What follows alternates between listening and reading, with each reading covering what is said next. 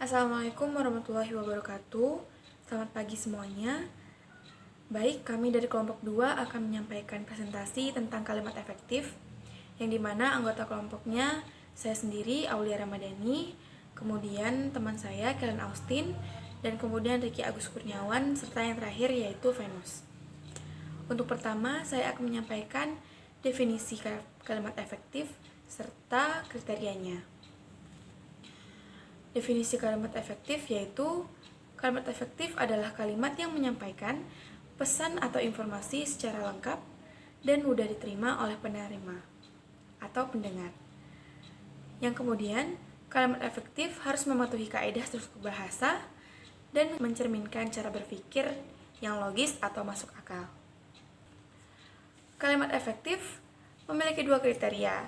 Yang pertama yaitu memenuhi kaidah gramatikal yang benar dan menggunakan kaidah bahasa yang tepat. Dalam pemilihan gramatikal yang benar terdapat 3 bagian, yaitu penggunaan afiksi, penggunaan reduplikasi, serta penggunaan komposisi. Pada afiksi merupakan pemberian imbuhan yang terbagi menjadi 4. Yang pertama, afiksi prefiks, yang merupakan afiksi yang diberikan pada awalan atau kata imbuhan yang diberikan pada awal kata, seperti ber, me, contohnya berlari, memanjat, melompat. Yang kedua adalah afiksi ifiks, yang merupakan pemberian imbuhan pada tengah kata, contohnya dulu menjadi dahulu. Kemudian afiksi sufiks, yang dimana merupakan pemberian imbuhan pada akhir kata, contohnya jadikan, jadilah. Dan yang keempat yaitu afiksi konfiks, di mana merupakan pemberian imbuhan pada awal dan akhir kata. Yang kedua dari pemilihan kaidah gramatikal yang benar terdapat reduplikasi. Reduplikasi merupakan penerimaan bentuk pengulangan, mengulang kata. Misalnya, kata hati-hati, laki-laki, lari-lari, dan lain-lain. Yang ketiga dari pemilihan gramatikal yang benar yaitu komposisi. Komposisi merupakan suatu bentuk gabungan dasar konsep yang dapat disampaikan dalam suatu kata. Misalnya, contohnya bangunan tempat tinggal dapat kita sampaikan hanya dengan kata rumah. Berikutnya, penggunaan diksi yang tepat. Dalam penggunaan diksi yang tepat, terdapat beberapa kriteria. Yang pertama yaitu pemilihan tata tutur. Pemilihan tata tutur sendiri didasarkan oleh audiens. Tata tutur harus disesuaikan dengan audiens atau penerima pesan sendiri. Apabila kita mempunyai audiens yang lebih tua, kita harus menggunakan tutur kata yang lebih sopan dan baku. Berikutnya yaitu penggunaan kata yang bersinonim. Penggunaan kata bersinonim sendiri merupakan penggunaan kata yang memiliki persamaan. Contohnya dalam kata mencicil dan kredit. Kita dapat menggunakan salah satu dari pilihan kata tersebut karena memiliki kesamaan. Kemudian menggunakan kata yang bernilai rasa. Maksud dalam penggunaan kata bernilai rasa ini, kita dapat menggunakan kata yang dapat menggugah sehingga audiens atau penerima pesan mengerti suasana atau kondisi dari pesan yang kita sampaikan. Kemudian penggunaan istilah asing. Dalam penggunaan istilah asing ini, kita dapat mengambil istilah asing yang sudah diserap menjadi bahasa Indonesia atau istilah-istilah asing yang memang sudah memiliki makna yang sering digunakan. Kemudian, penggunaan kata yang konkret dan abstrak. Konkret sendiri merupakan bentuk kata yang merujuk pada sesuatu yang nyata, yang dapat diterima oleh indera kita, seperti dapat dilihat, dirasakan, didengar. Sementara kata abstrak adalah kata yang merupakan konsep atau gagasan yang tidak dapat dilihat atau berupa sifat yang tidak dapat dirasakan dengan panca indera. Berikutnya, penggunaan kata umum dan khusus. Kata umum sendiri merupakan kata yang memiliki cangkupan yang lebih besar dan luas, sementara kata khusus adalah kata yang memiliki cangkupan atau makna yang sempit. Dalam penggunaan kalimat efektif sendiri, lebih baik kita menggunakan kata yang memiliki cangkupan atau makna yang sempit atau lebih khusus, sehingga informasi yang kita sampaikan lebih dapat dipahami oleh penerima. Yang terakhir yaitu penggunaan kata yang lugas. Lugas sendiri merupakan bentuk yang sederhana. Jadi kita harus menggunakan kata-kata yang sederhana dan tidak bertele-tele. Baik, saya akan melanjutkan tentang kalimat efektif berikutnya, yaitu syarat-syarat. Apa saja syarat-syarat kalimat efektif? Menurut Knopf, sebuah kalimat dapat disebut kalimat efektif apabila memenuhi syarat-syarat berikut. Yang pertama, secara tepat dapat mewakili gagasan atau perasaan pembicara atau penulis. Jadi, kalimat efektif harus tepat dapat mewakili gagasan atau pemikiran dari si atau perasaan dari si pembicara atau penulis. Itu harus tepat terhadap si penerima atau si pendengar. Yang kedua yaitu sanggup menimbulkan gagasan yang sama tepatnya dalam pikiran pendengar atau pembaca seperti yang dipikirkan pembicara atau penulis. Jadi kalimat efektif itu harus sama apa yang dikatakan oleh si pendengar, apa yang dikatakan oleh si pembicara atau penyampaian atau si penulis itu harus secara tepat harus sama. Gagasannya yang diterima itu atau pemikirannya itu atau perasaan si pembicara atau si penulis itu harus sama dengan si pendengar. Dan yang ketiga, mudah dipahami oleh pendengar atau pembacanya. Jadi kalimat efektif itu harus mudah dipahami oleh pendengar atau pembacanya. Jadi harus mudah dan tidak berbelit-belit, sehingga itu dapat menimbulkan sulit rasa atau dipercaya atau sulit diterima oleh si pembaca atau pendengar. Yang keempat, tidak menimbulkan kesalahan dalam menafsirkan maksud sang penulis. Maksudnya adalah tidak menghasilkan atau menimbulkan kesalahan dalam menafsirkan maksud sang penulis, yaitu nggak ada apa yang maksud yang akan disampaikan oleh sang penulis itu nggak ada terdapat tidak menghasilkan kesalahan oleh si pendengar.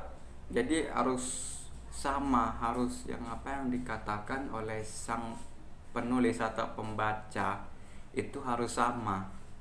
Jadi nggak ada menimbulkan kesalahan. Baru berikutnya, apa saja jenis-jenis kalimat efektif? Kalimat efektif merupakan kalimat yang memiliki kemampuan untuk menimbulkan kembali gagasan dan pikiran pendengar atau pembaca seperti apa yang terdapat dalam pikiran pembaca atau pendengar. Jadi kalimat efektif ini adalah kalimat yang baik yang apa ide atau apa gagasan atau perasaan yang disampaikan oleh pembaca atau penulis itu dengan mudah dipahami oleh si penerima atau si pendengar atau yang membaca. Jadi dapat menyampaikan dengan mudah pemikiran atau perasaan si sang penulis ini oleh si pembaca. Baru apa saja jenis-jenis kalimat efektifnya? Yang pertama itulah kalimat argumentasi. Kalimat ini harus mudah dipahami atau mudah dimengerti oleh pembaca atau pendengar. Tidak boleh bersifat ambigu dan tidak jelas. Yaitu apa yang ambigu ini yaitu bermakna ganda atau bermakna lebih dari satu. Jadi sehingga itu tidak jelas, sehingga si pendengar itu merasa bingung gitu, tidak jelas karena dia memiliki makna ambigu, yaitu dia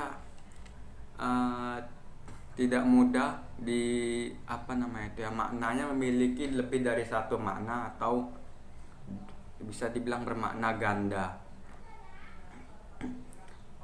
Ciri dari contoh kalimat argumentasi adalah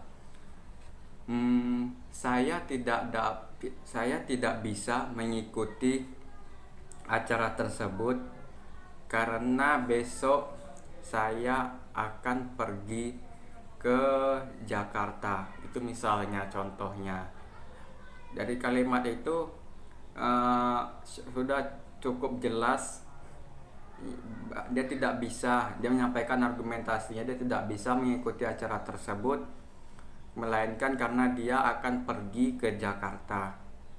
Yang kedua, jenis kalimat efektif yang kedua yaitu kalimat penyampaian ide. Kalimat yang digunakan harus kalimat efektif agar mudah dipahami dan tidak terkesan berbelit-belit. Yang dimaksud dengan berbelit-belit itu kalimatnya yang disampaikan itu gitu aja, nanti muter-muter jadi si pendengarnya ini bingung, dan itu dapat menjadi terjadinya kesalahpahaman, sehingga kalimat penyampaian ide ini tidak boleh terkesan berbelit-belit. Ya, contohnya itu menurut acara kemah ini akan lebih seru jika dilaksanakan dengan api unggun atau diakhiri dengan api unggun. Ya seperti itulah contohnya. Jadi tidak berbelit-belit, tidak menimbulkan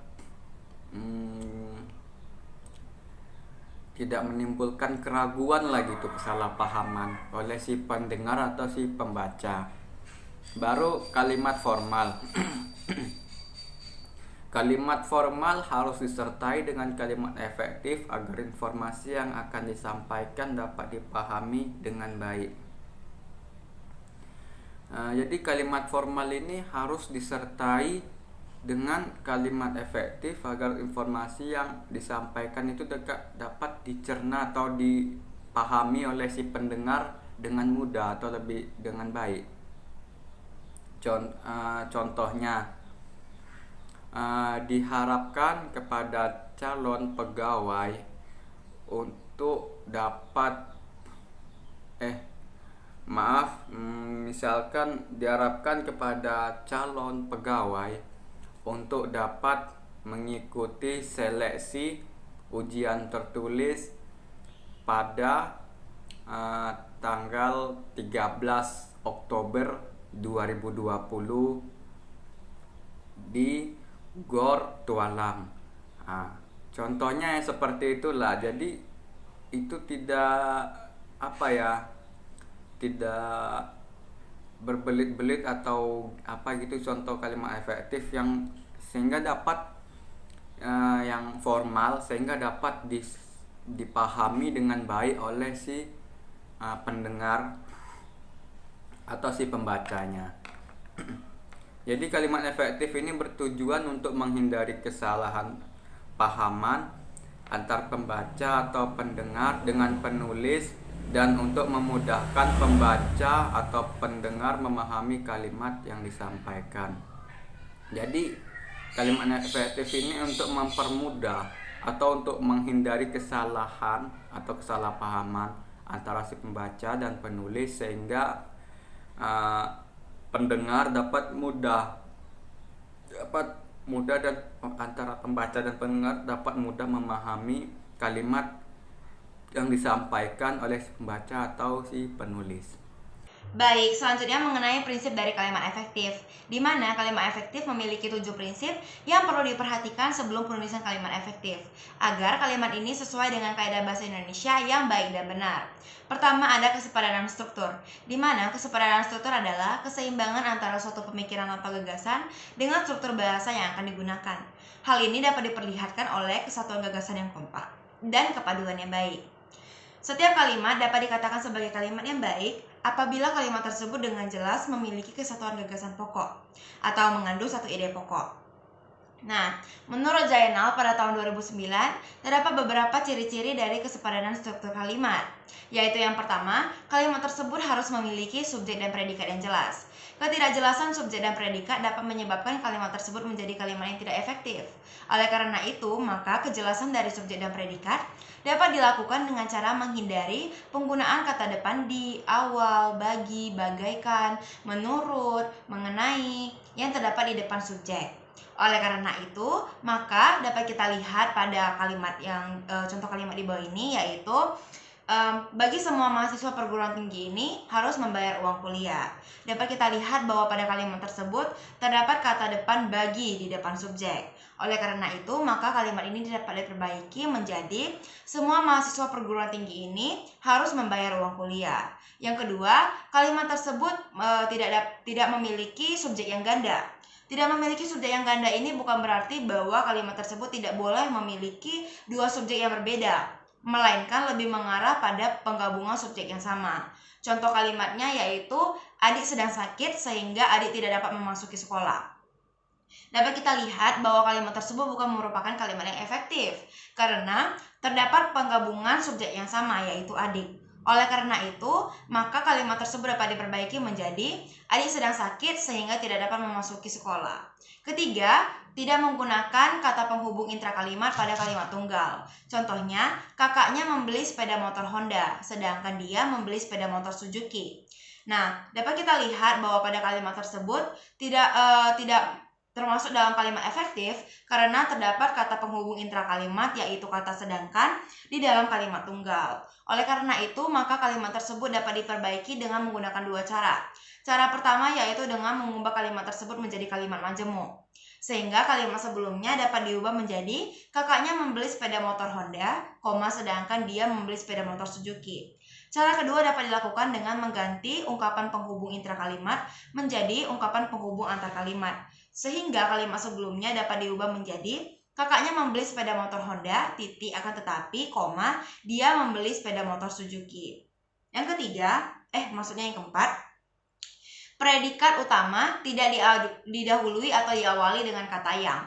Contohnya, bahasa Indonesia yang berasal dari bahasa Melayu. Nah, dapat kita lihat bahwa pada kalimat tersebut terdapat sisipan kata yang di depan predikat utama. Oleh karena itu, maka kalimat ini dapat diperbaiki menjadi bahasa Indonesia berasal dari bahasa Melayu.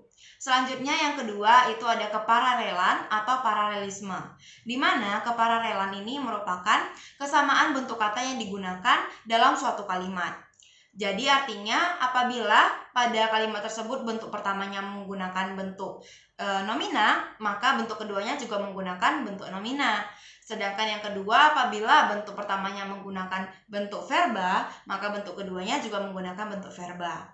Contoh kalimatnya yaitu harga minyak dibekukan atau kenaikan secara luas. Dapat kita lihat bahwa pada kalimat tersebut terdapat ketidaksejajaran karena kedua bentuk kata yang mewakili predikat tidak memiliki bentuk kata yang sama atau bentuk katanya berbeda, yaitu pada dibekukan dan kenaikan.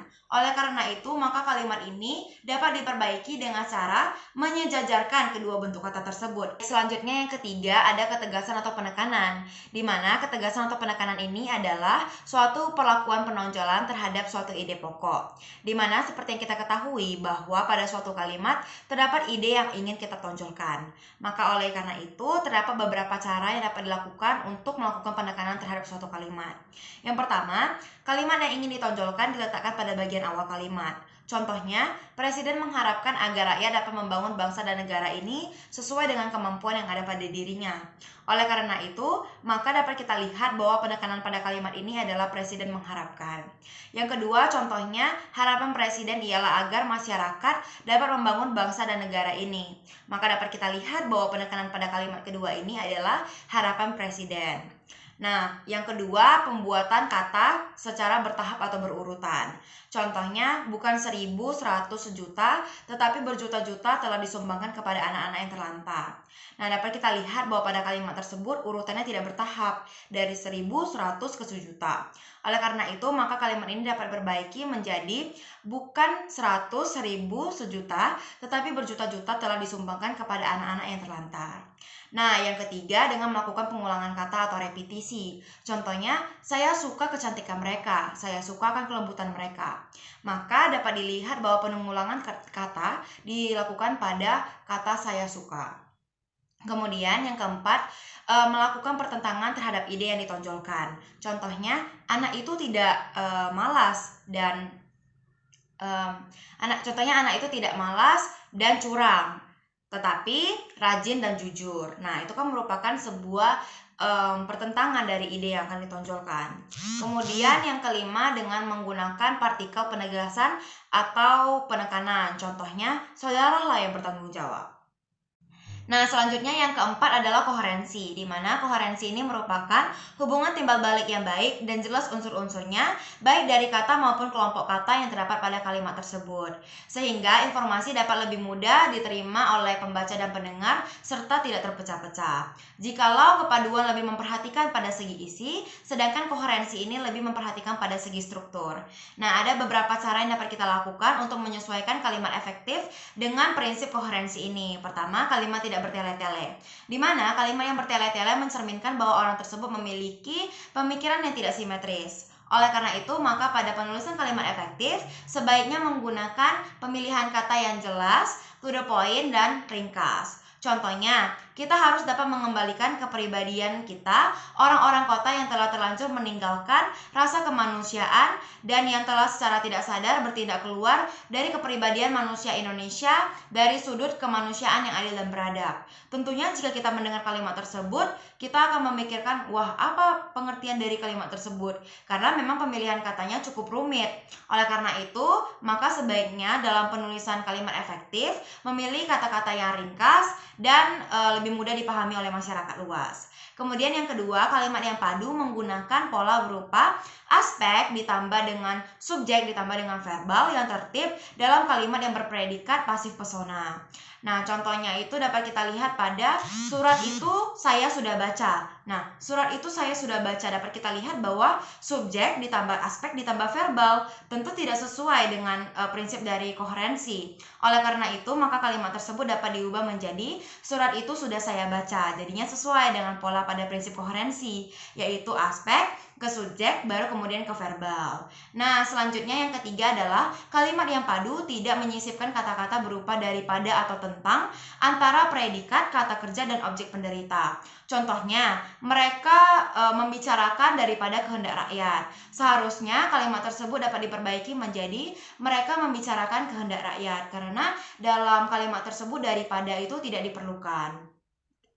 Kemudian yang kelima ini merupakan kecermatan, di mana kecermatan memiliki pengertian berupa kalimat yang tidak memiliki tafsiran ganda dan memiliki pemilihan kata yang tepat. Contohnya, mahasiswa perguruan tinggi yang terkenal itu menerima hadiah. Tentu jika kalau kita mendengar atau membaca kalimat tersebut, kita akan bingung siapa yang terkenal, mahasiswanya yang terkenal atau perguruan tingginya yang terkenal. Oleh karena itu, maka sebaiknya kalimat ini dapat diubah dan diperbaiki menjadi mahasiswa perguruan tinggi terkenal itu menerima hadiah, sehingga dari kalimat tersebut dapat disimpulkan bahwa yang terkenal adalah perguruan tingginya, bukan mahasiswanya. Selanjutnya adalah prinsip yang keenam. Prinsip yang keenam ini adalah prinsip penghematan, di mana prinsip penghematan memiliki pengertian bahwa hemat dalam penggunaan kata, frasa, dan bentuk lain yang tidak diperlukan. Nah, dalam penghematan ini bukan berarti bahwa kita harus menghilangkan setiap kata-kata yang dapat menjelaskan kalimat tersebut, tetapi lebih mengarah pada penghilangan kata-kata yang tidak diperlukan. selagi hal tersebut tidak menyalahi kaidah tata dan bahasa. Nah, ada beberapa hal yang perlu diperhatikan dalam prinsip kehematan ini. Yang pertama, menghilangkan pengulangan subjek. Contohnya, karena dia tidak diundang, dia tidak datang ke tempat itu. Nah, dapat kita lihat bahwa pada kalimat tersebut terdapat pengulangan subjek dari dia. Oleh karena itu, maka kalimat ini dapat diubah menjadi karena tidak diundang, dia tidak datang ke tempat itu. Nah, kemudian yang kedua adalah menghindari kesinoniman dalam suatu kalimat. Contohnya, dia hanya membawa badannya saja. Seperti yang kita ketahui bahwa hanya dan saja memiliki hubungan yang sinonim. Oleh karena itu, dalam kalimat ini dapat dilakukan pemilihan kata, sehingga kalimat sebelumnya dapat diperbaiki ataupun diubah menjadi dia hanya membawa badannya atau dia membawa badannya saja. Kemudian yang ketiga yaitu tidak menjamakkan kata-kata yang berbentuk jamak. Contohnya beberapa orang-orang ataupun para tamu-tamu. Nah, dapat diubah menjadi beberapa orang atau para tamu. Kemudian sebenarnya ada juga yang keempat. Yang keempat ini adalah menghindari pemakaian superordinat pada hiponimi kata. Contohnya, ia memakai baju warna merah. Seperti yang kita ketahui bahwa merah merupakan bagian dari warna. Oleh karena itu, maka kalimat tersebut dapat diubah menjadi ia memakai baju merah. Selanjutnya adalah prinsip yang ketujuh atau prinsip yang terakhir, yaitu prinsip penalaran atau logika, di mana kelogisan adalah salah satu prinsip dari kalimat efektif, di mana ide dari kalimat tersebut dapat diterima oleh akal dan penulisannya sesuai dengan ejaan yang telah berlaku. Struktur gramatikal yang baik adalah suatu alat yang digunakan untuk merangkai sebuah pemahaman atau maksud dengan jelas. Hubungan dari bahasa dengan logika dapat digunakan untuk menjamin agar kalimat-kalimat tersebut tidak bertentangan dengan segi penalaran yang ada pada umumnya atau lebih mudah dipahami. Contoh kalimatnya yaitu waktu dan tempat kami persilahkan. Tentu jika kita mendengar kalimat tersebut kita akan bingung siapa yang dipersilahkan, waktu dan tempat itu siapa. Oleh karena itu maka kalimat tersebut dapat diubah menjadi Bapak Dekan kami persilahkan. Nah, selanjutnya penjelasan mengenai ciri-ciri dan contoh dari kalimat efektif akan dijelaskan oleh rekan saya yaitu Venus. Selanjutnya kita akan membahas mengenai kesalahan penulisan kalimat efektif. Adapun ciri-ciri kalimat efektif, yang pertama memiliki struktur atau bentuk yang jelas. Yang kedua, setiap kata di dalamnya harus menempati posisi yang jelas dalam hubungan satu sama lain. Misalnya, dalam pemilihan kata. Yang ketiga, kata-kata tersebut harus diurutkan berdasarkan aturan yang sudah dibiasakan. Tidak boleh menyimpang apalagi bertentangan. Adapun contoh penulisan kalimat efektif yang salah. Yang pertama, struktur kalimat tidak kompak. Contohnya, bagi semua siswa harus memahami uraian berikut ini. Dalam pembahasan ini menyajikan contoh nyata. Sebagai contoh dari uraian di atas adalah perkalian di bawah ini. Kedua, kalimat tidak paralel. Contohnya, kegiatan akhir dari percobaan itu adalah menyusun laporan, kelengkapan materi yang harus dilampirkan, menggambarkan tahapan-tahapan kegiatan, dan kesimpulan hasil pengujian. Ketiga, kalimat yang bertele-tele. Contohnya, air raksa ini harus dicampur dengan kain warna merah. Keempat, kalimat kurang logis.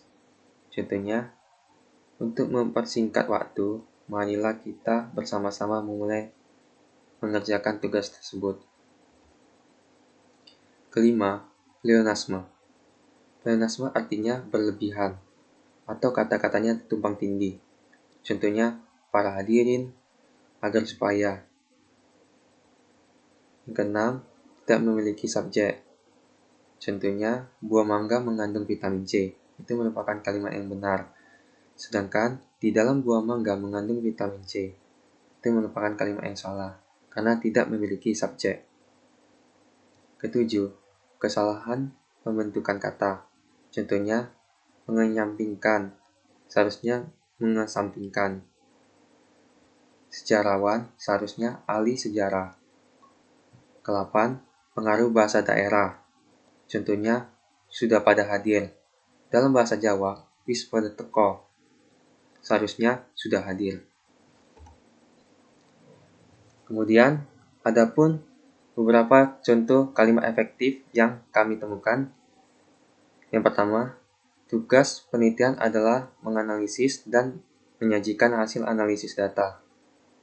Kedua, kita harus menyelesaikan beberapa kendala penelitian. Yang ketiga, setiap hari Sabtu, anak-anak latihan pramuka. Yang keempat, sesampainya di rumah paman, Riko langsung berkebun dengan paman. Yang kelima, malam ini merupakan malam yang dingin. Yang keenam, rapat itu membahas cara memajukan pariwisata daerah. Yang ketujuh, bulan itu bertepatan dengan bulan puasa. Yang kedelapan, saat itu malam penuh bintang. Yang kesembilan, penyebab banjir adalah pembuangan sampah di hilir sungai.